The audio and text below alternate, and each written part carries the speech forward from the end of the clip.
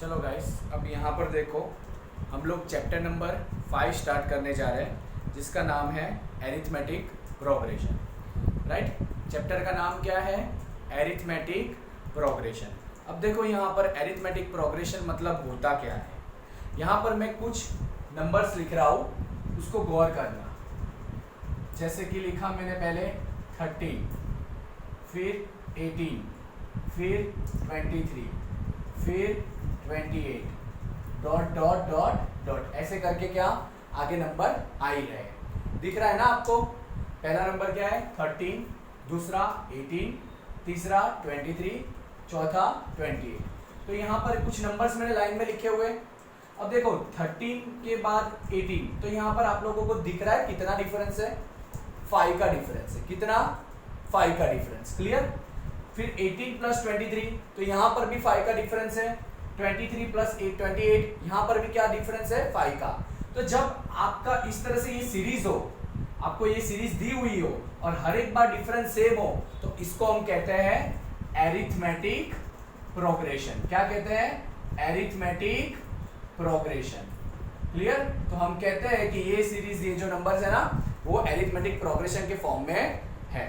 तो चलो, आप लोगों को आज फर्स्ट जो मैं सिखाना चाहता हूं कि एरिथमेटिक प्रोग्रेशन क्या होता है, वो आप लोगों को क्लियर हो गया। राइट, समझ में आ गया ना कि एरिथमेटिक प्रोग्रेशन क्या होता है। देखो, अब ध्यान से देखो, यहां पर सबसे पहला नंबर कौन सा लिखा हुआ है? 13 ना? क्या लिखा हुआ है? 13। तो वो आपका हुआ फर्स्ट टर्म। क्या हुआ? First term. अब फर्स्ट टर्म को सिंबल में कहते हैं ए। क्या कहते हैं? ए। तो चलो, फर्स्ट टर्म क्या है आपका? 13। फिर देखो आप लोग, हर बार आपका डिफरेंस कितना है? 5 ना? तो ये डिफरेंस कैसे ढूंढते हैं? देखो, तो सबसे बाद, इसके बाद में हम क्या फाइंड करेंगे? डिफरेंस। डिफरेंस को सिंबल में कहते हैं डी। और डी ढूंढना हो तो मतलब आपको क्या करना है? Second term minus first term, या फिर third term minus second term, या फिर fourth term minus third term. तो देखो यहाँ पर मैं सेकेंड टर्म क्या है? 18 माइनस फर्स्ट टर्म क्या है? 13। तो आपका डिफरेंस कितना हो गया? 5। तो ये जो देखो, फर्स्ट टर्म को सिंबल में क्या कहते हैं? ए। डिफरेंस को क्या कहते हैं? डी। राइट। अब देखो यहाँ पर फर्स्ट टर्म आपका क्या है? 13। राइट। सेकेंड टर्म क्या है आपका? 18 ना? तो सेकेंड टर्म को लिखते हैं A2। क्या है? A2। A2 is equal to 18। फिर थर्ड टर्म क्या है आपका? थर्ड टर्म है 23। फोर्थ टर्म क्या है आपका? 28। तो देखो, जैसे भी टर्म बोले हो, राइट, वैसे फर्स्ट टर्म में तो हम ए का ही रखते हैं, और नीचे पूछना हो तो 1 तो समझते ही है। राइट। फिर सेकेंड टर्म यानी A2, थर्ड टर्म यानी A3, फोर्थ टर्म यानी A4। अब आप लोगों को इसमें बहुत सारे अलग अलग तरह के क्वेश्चन पूछे जा सकते हैं। राइट। और वो क्वेश्चन किस तरह से पूछे जा सकते हैं, वो मैं आप लोगों को एक्सरसाइज में जैसे जैसे आएंगे वैसे वैसे आपको क्लियर करवाते जाऊंगा। अभी आप लोगों को सिर्फ इतना समझना है कि एरिथमेटिक प्रोग्रेशन क्या होता है। तो देखो, जब सीरीज इस फॉर्म में हो, मतलब डिफरेंस हमेशा क्या हो? सेम हो। ऐसा जरूरी देखो, यहाँ पर इंक्रीजिंग ऑर्डर में, मतलब नंबर बढ़ते जा रहे। कभी कभी ऐसा होता है कि डिक्रीजिंग ऑर्डर में भी होता है। राइट, मतलब नंबर कम होते भी जाते हो। बस हमें इतना याद रखना है कि डिफरेंस हर बार क्या रहना चाहिए? सेम। अगर सीरीज में डिफरेंस हमेशा सेम रहता है, मतलब second term minus first term करो, third term minus second term करो, या fourth term minus third term करो, या fifth term minus fourth term करो, मतलब आप कभी भी डिफरेंस फाइंड करोगे और वो सेम आया, तो उसको हम कहते हैं एरिथमेटिक प्रोग्रेशन में ये वैल्यू है। तो आई होप आप लोगों को ये कंसेप्ट क्लियर हो गया होगा। देखो, ये कंसेप्ट क्लियर नहीं हो पाएगा ना, तो आप लोगों को आगे सम करके कोई मतलब नहीं है। राइट। तो चलो, अब हम आगे की ओर जाते हैं। राइट। अब मैं ये मिटा दे रहा हूँ। आई होप आप लोगों ने लिख भी लिया होगा ये। अगर ना लिखा हो तो वीडियो पॉज करके अभी पहले लिख लो, क्योंकि मैं जो करवाते जाऊँ वो साथ में करते जाओ। राइट। चलो, अब देखो यहाँ पर मेरे टेक्स्ट बुक में आप लोग देखो, अब आप लोगों को क्या करना है? टेक्स्ट बुक ओपन करनी है। देखो, नहीं की है ना, तो पहले पॉज करो वीडियो, और बाद में क्या, टेक्स्ट बुक ओपन कर लो। राइट। अब देखो, टेक्स्ट बुक ओपन करते हैं हम लोग यहाँ पर स्टार्ट करेंगे 5.2 से। अब 5.1 इतना इंपॉर्टेंट नहीं है और इतना हार्ड भी नहीं है। राइट। लेकिन मैं यहाँ पर 5.2 से स्टार्ट करवा रहा हूँ, तो ध्यान से देखो। अब 5.2 में आप लोग देखो, क्वेश्चन नंबर 1 में क्या लिखा हुआ है? fill in the blanks in the following table given that a is the first term, d is the common difference and an the nth term of the ap, right. तो यहाँ पर आपको table दिया हुआ है। चलो पहले टेबल में आप लोग देखो, फर्स्ट में a की वैल्यू क्या है 7। चलो यहाँ मैं फर्स्ट सम सॉल्व कर रहा हूँ, ध्यान से देखो। a की वैल्यू क्या है 7, दिख रहे हैं। फिर d की वैल्यू क्या दी हुई है 3, d इज इक्वल टू 3। फिर n की वैल्यू क्या दी हुई है 8, n is equal to 8, right. और फाइंड क्या करना है an, क्या फाइंड करना है an, यानी nth टर्म फाइंड करना है आपको। क्या फाइंड करना है nth टर्म, an फाइंड करना है ना। अब देखो an की एकदम फॉर्मूला है, यहाँ पर an की फॉर्मूला है a plus n minus 1d। अब देखो यहाँ a की जगह आप t भी लिख सकते हो। अब हम लोग एनसीईआरटी के सिलेबस के हिसाब से कर रहे हैं ना, तो यहाँ लोग ये टर्म के लिए टी वर्ड यूज नहीं करते, टर्म के लिए क्या वर्ड यूज करते हैं ए। क्या वर्ड यूज करते हैं ए। तो हमें एन टर्म फाइंड करना है ना, तो ए की फॉर्मूला क्या है ए प्लस एन माइनस 1d। चलो यहाँ पर वैल्यू पुट करते हैं। ए की वैल्यू क्या है 7 प्लस एन की वैल्यू दी नहीं हुई है, एन की वैल्यू दी नहीं हुई है आपको, नहीं सॉरी दी हुई है। एन की वैल्यू कितनी दी हुई है 8, n की वैल्यू क्या दी हुई है 8, तो मैं n की जगह यहाँ क्या रख दूंगा 8। और d की वैल्यू क्या है 3, तो 3 ऐसे रख दिया। देखो सबसे पहले मैंने फॉर्मूला रखी है an is equal to a plus n minus 1d। फिर मैंने a की वैल्यू 7 रखी, n की वैल्यू 8 रखी और d की वैल्यू 3 रखी, यानी बाद में मैंने वैल्यू पुट की है। क्लियर। अब देखो 7 प्लस 8 माइनस 1 कितना होता है 7, और ये 3 का 3। अब देखो ब्रैकेट सॉल्व करना पड़ेगा। 7 3 जा 21, यानी 7 प्लस 21 कितना आएगा 28। कितना है आंसर 28। तो आपका फर्स्ट का आंसर है 28। आई होप आप लोगों को समझ में आ गया होगा। अब देखो सेकंड सम पे जाते हैं। सेकंड सम में बोला हुआ है a is equal to minus 18। देखो मैं यहाँ पर लिखते जा रहा हूँ, a इज इक्वल टू क्या लिखा हुआ है माइनस 18। फिर d फाइंड करना है, यहाँ पर क्या फाइंड करना है d फाइंड करना है। फिर n is equal to 10, n is equal to 10, right. और an दिया हुआ है 0, an क्या दिया हुआ है 0। चलो an इज इक्वल टू 0। चलो अब हम आंसर फाइंड करते हैं। सबसे पहले हमको an की फॉर्मूला रखी देनी है। चलो an is equal to a plus n minus 1d, a plus n minus 1d।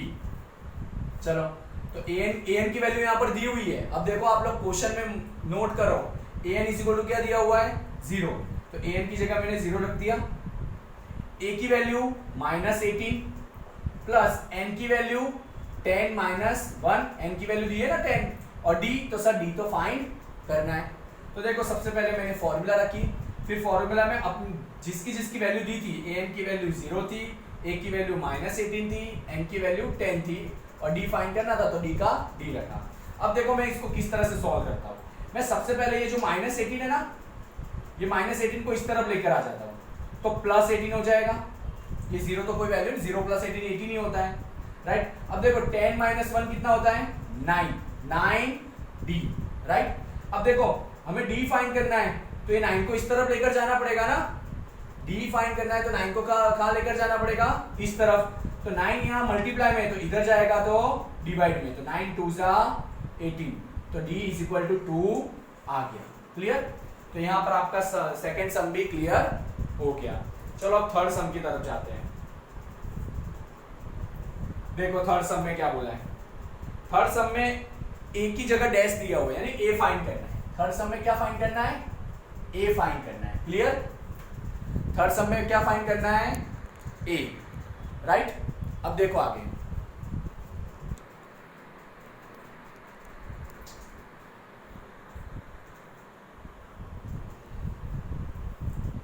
d दिया हुआ है -3, d इज इक्वल टू क्या -3, n is equal to 18, n is equal to क्या दिया हुआ है 18, और an कितना दिया हुआ है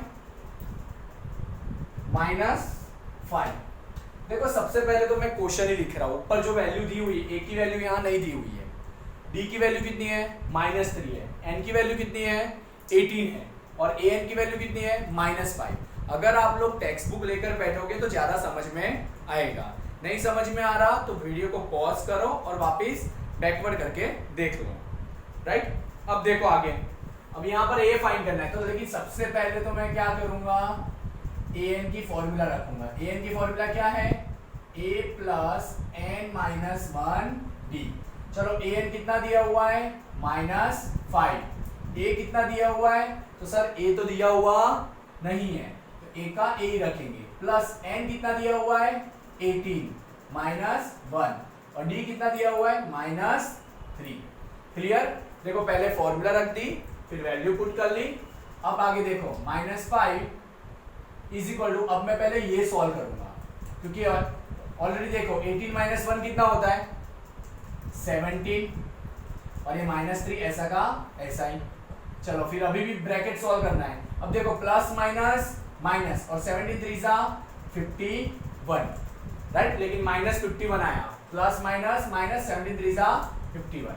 अब क्या a फाइंड करना है ना, तो -51 को इधर लेके जाओ, तो +51, तो a इज इक्वल टू आएगा माइनस प्लस माइनस, यानी 51 में से 5 जाएगा तो कितना बचेगा 46, आपका a आया 46, राइट। तो आप लोगों को ये समझ में आ गया होगा गाइस, राइट। अब देखो सम नंबर 4। अब सम नंबर 4 में दिया हुआ है a is equal to -18.9। a is equal to क्या दिया हुआ है -18.9। d is equal to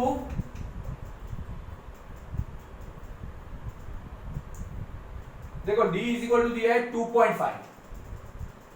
d is equal to क्या दिया हुआ है 2.5। n, अब यहां पर n आपको दिया हुआ नहीं है, n आपको दिया हुआ नहीं है, और an दिया हुआ है 3.6। चलो क्वेश्चन लिख लिया है ना, क्वेश्चन लिख लिया। चलो अब सबसे पहले हम लोगों को क्या फाइंड करना है, n फाइंड करना है। उसके लिए सबसे पहले फॉर्मूला तो रखनी पड़ेगी ना।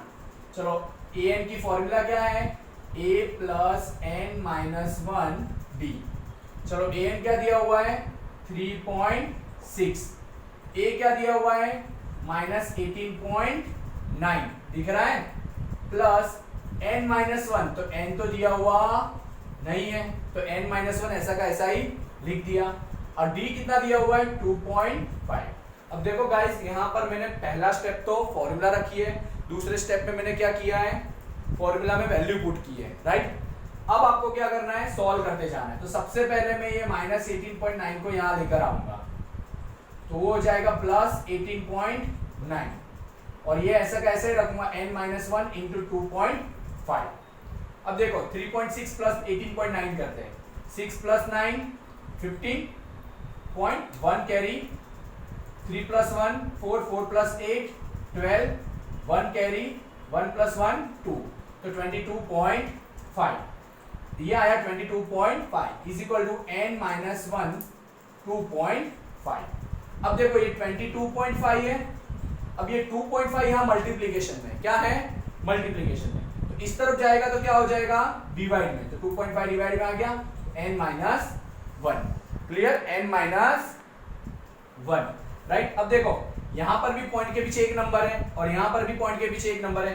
देखो हम इसको इस तरह से भी सॉल्व कर सकते हैं, 225 डिवाइड बाय 10, पॉइंट के पीछे एक नंबर है तो डिवाइड बाय 10 लगा ना, और 2.5 है ना, तो देखो 25 डिवाइड बाय 10, इसको मैंने फ्रैक्शन में कन्वर्ट किया और इसको भी फ्रैक्शन में कन्वर्ट किया। अब ये डिवाइड बाय 10, ये डिवाइड बाय 10 कट, और यहाँ तो n-1 बचेगा ना, तो देखो ये क्या बचा 225 divide by 25 is equal to n-1। अब देखो 25 9 जा क्या होता है 225, तो यहां बचा 9, अब -1 इधर आएगा तो +1, तो इज इक्वल टू n, तो n इज इक्वल टू 10, तो यहां पर n फाइंड कर लिया। अब देखो यहां पर ध्यान से, ये हमने जो किया जितने भी सम किए, क्लियर। अब उसमें देखो सबसे पहले सबसे पहले यहां पर क्या फाइंड किया था, an, यानी nth टर्म फाइंड किया था। फिर यहां पर क्या, d फाइंड करना सीखा। फिर यहां पर क्या फाइंड करना सीखा, a फाइंड करना सीखा। और यहां पर क्या फाइंड करना सीखा, n। तो इस तरह से ये चारों सम आप लोगों को पता चल गया। अब देखो ये जो फिफ्थ वाला सम है ना, वो मैं अभी नहीं करवा रहा। क्यों? क्योंकि ये है फर्स्ट जैसा सम। तो ये आप लोगों को आपके लिए टास्क दे रहा हूं कि आपको ये करना है। क्लियर? आई होप आप लोगों को समझ में आ रहा होगा, क्योंकि अब मैं ये पूरा बोर्ड रफ करने जा रहा हूं। अगर आपको लिखना बाकी है तो वीडियो पॉज करो, और मुझे अगर मैं इन्हें समझाया, आप लोगों को समझ में आ गया है, तो कोई प्रॉब्लम नहीं है। राइट? चलो अब देखो, ये मैं मिटा दे रहा हूं।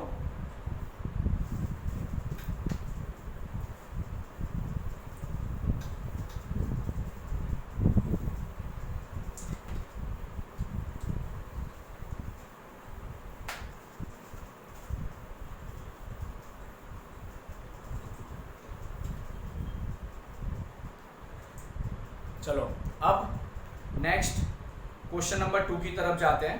क्वेश्चन नंबर 2 में देखो, चूज द करेक्ट ऑप्शन है। पहला क्वेश्चन है, देखो पहला क्वेश्चन मैं लिख रहा हूं, ध्यान से देखो। पहला क्वेश्चन लिखा हुआ है 30th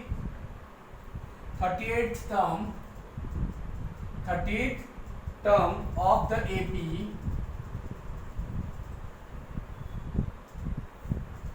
(10, 7, 4 ... is।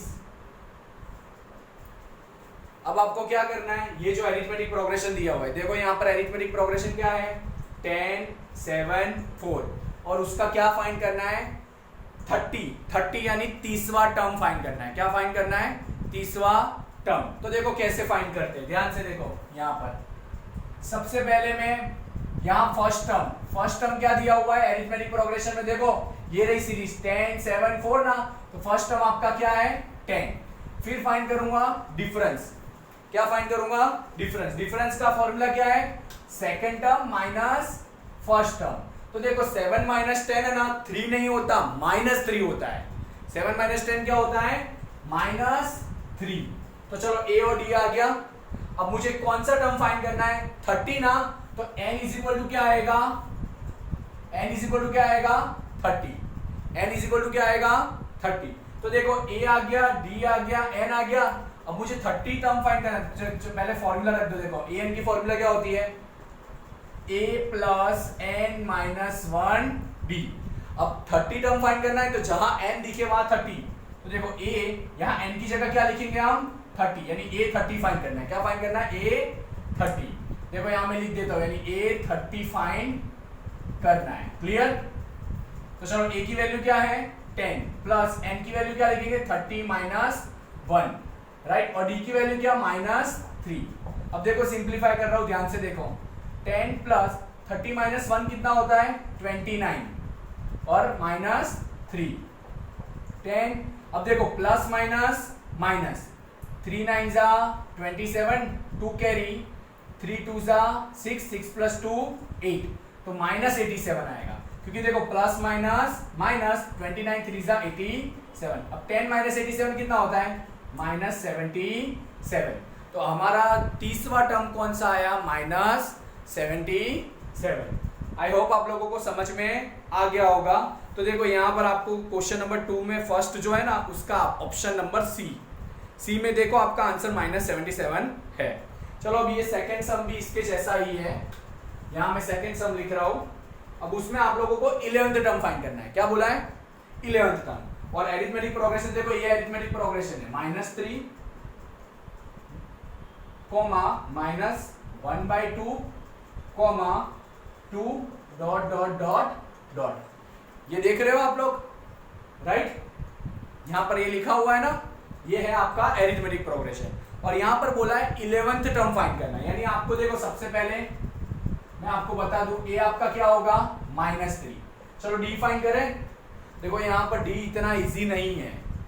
d में आप क्या करते हो, second term -1/2 minus first term यानी -3। अब देखो ये जो माइनस है ना, ये है क्या, फॉर्मूला का, ये आपका है सेकेंड टर्म और ये है आपका फर्स्ट टर्म। देखो पहले मैंने सेकेंड टर्म रख दिया, बाद में फर्स्ट टर्म रख दिया और बीच में माइनस की साइन कर दी। चलो अब इसको सिंप्लीफाई करते हैं। -1/2 माइनस माइनस +3। अब आपको एलसीएम लेना आता होगा। देखो 3 के नीचे कुछ नहीं तो क्या समझने का 1। अब यहाँ 2 लाने के लिए किससे मल्टीप्लाई करेंगे 2 से, तो नीचे 2 आ गया ना और ऊपर आएगा -1 + 3 2 6। अब देखो -1 + 6 कितना होता है 5/2। तो यहाँ आपका डिफरेंस कितना आया 5/2। समझ में आ रहा है डिफरेंस कितना आ रहा है 5/2। तो a आ गया d आ गया। आपको कौन सा टर्म फाइंड करने को बोला है 11th, यानी a 11th फाइंड करने का है, यानी n की वैल्यू आपकी कितनी 11। अब देखो an की formula a + n - 1b, right. अब a की वैल्यू क्या है -3 प्लस n की वैल्यू क्या है 11 -1 और d की वैल्यू क्या है 5/2। देखो रख दिया मैंने। अब चलो -3 तो ऐसा कैसा ही रहेगा, प्लस 11 - 1 कितना होता है 10 × 5/2। देखो 2 5 10 -3 प्लस 5 5 कितना होता है 25, राइट। अब -3 + 25 करो कितना आएगा 22। तो इस तरह से सिंप्लीफाई हो गया। और आप लोग इस सब में देखोगे तो बी ऑप्शन है आपका, क्या ऑप्शन है बी। तो यहाँ पर क्वेश्चन नंबर 2 भी क्लियर हो रहा है। तो गाइस आज के दिन के लिए मैं ये क्वेश्चन नंबर 1 और क्वेश्चन नंबर 2 ही आपको करवा रहा हूँ। नेक्स्ट लेक्चर में अपने क्वेश्चन नंबर 3 और आगे इस तरह से करवाते रहेंगे, बरोबर। और अब आपको इस तरह से ही पढ़ना है और अच्छी तरह से वीडियो देखते रहना, राइट। Okay bye.